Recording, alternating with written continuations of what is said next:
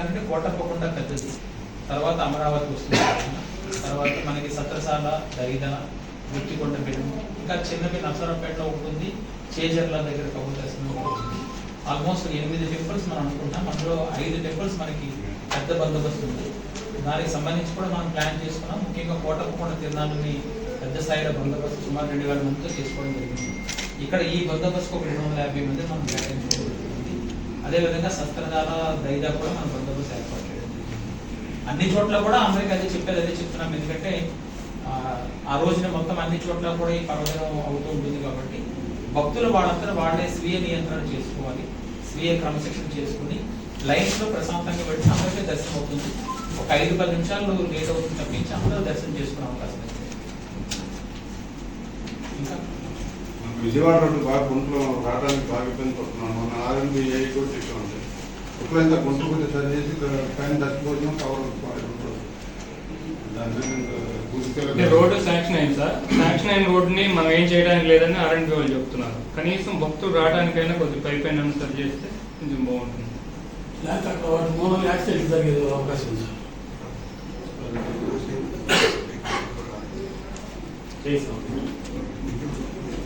గుంటూరులో అయిపోయింది సార్. విజయవాడ రోడ్డే మనకి 4 రోజుల్లో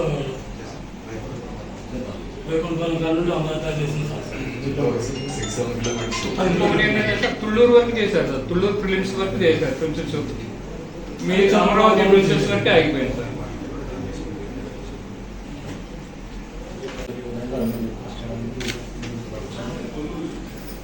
ఓవరాల్గా అయితే అన్ని అరేంజ్మెంట్స్ జరిగినాయి. బందోబస్తు ఇంకా ట్రాఫిక్ కంట్రోల్ నుంచి బందోబస్తు నుంచి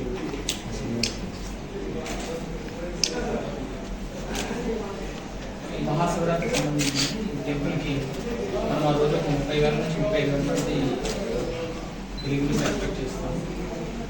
దానికి సంబంధించి క్యూ లైన్ అరేంజ్మెంట్ కానీ డిఫరెంట్ పైన ట్రాఫిక్ అరేంజ్మెంట్స్ కానీ మనం బందోబస్తు ఏర్పాటు చేయడం జరుగుతుంది. అదేవిధంగా 27న మనకి ఎలక్షన్ ఉంది. ఎలక్షన్ సాయంత్రం ఇక్కడ రథోత్సవం కూడా ఉంది. ఈ రథోత్సవానికి సంబంధించి కూడా అన్ని డిపార్ట్మెంట్స్ కూడా మనం కోఆర్డినేట్ చేయడం జరిగింది. దీంట్లో భక్తులందరికీ కూడా పోలీసు నుంచి కోరేది ఏంటంటే అందరికీ కూడా దర్శనం ఏర్పాట్లు చేయడం జరిగింది కాబట్టి మీరు అనవసరంగా కంగారు పడి తొందరపడి దోసుకోవడం అనేది చేయకుండా ప్రశాంతంగా వెళ్ళండి. ప్రతి ఒక్కరికి కూడా దర్శనాన్ని అయితే ఏర్పాటు చేస్తాము. అలాగే రథోత్సవానికి వచ్చేవాళ్ళు ఈ రథం పెడుతున్న దారిలో అనవసరంగా ముందుకు రావడం కానీ వాటి పక్క నుంచి వెళ్ళడం కానీ చేయకుండా రథాన్ని ఫ్రీగా వెళ్ళే విధంగాను రథాన్ని లాగేవాడికి ఎటువంటి అడ్డంకులు లేకుండా మీరు భక్తులు ఉంటే సరిపోతుంది. అట్లాగే రథాన్ని తీసుకొచ్చి ఇక్కడ పెట్టిన తర్వాత మీరు ఎవరైనా రథానికి సంబంధించి తాకడం కానీ కొబ్బరికాయలు కానీ ఏమైనా కొట్టాలంటే అప్పుడు ఇక్కడ చేస్తారు. కానీ ఎన్ రూట్లో దారిలో మాత్రం ఎటువంటి ఇబ్బంది కలగకుండా చూడాలని చెప్పి అదొక విజ్ఞప్తి పోలీసు నుంచి చేయడం జరుగుతుంది. ఎవరైనా కూడా మీ పట్ల ఏమైనా చిన్న చిన్న ఇష్యూస్ ఏమైనా వచ్చినా కూడా 112 కాల్ ఉంది. మీరు కూడా 112 కాల్కి చేయండి, పోలీసు రెస్పాండ్ అవుతారు.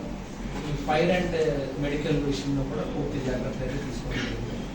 ఎవరైనా స్విమ్మింగ్ కొద్దిగా ఈతకు ఎవరైతే స్నానాలు చేయడానికి వస్తారో ఆ స్నానాలు చేయడానికి వచ్చిన భక్తులు ఏదైతే జల్లు స్నానాన్ని ఏర్పాటు చేశారో దాన్ని ఉపయోగించుకోవాల్సిన కోరుతున్నాం తప్పించి ఆ రోజున అనవసరంగా ఈతని అదని చేయడం కరెక్ట్ కాదు.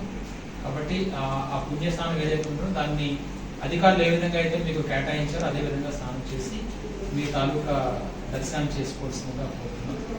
మహిళలు వృద్ధులు కానీ పిల్లలు కానీ ఉంటే ఆ కుటుంబ సభ్యులు వారి పట్ల ప్రత్యేకమైనటువంటి జాగ్రత్తలు తీసుకోవాల్సింది. పోలీసు వారి సహకారం కూడా మీరు తీసుకుని ప్రశాంతంగా మీ యొక్క దర్శనం చేసుకుని శివరాత్రి పర్వదినాన్ని ఉత్సాహంగా జరుపుకుంటారు.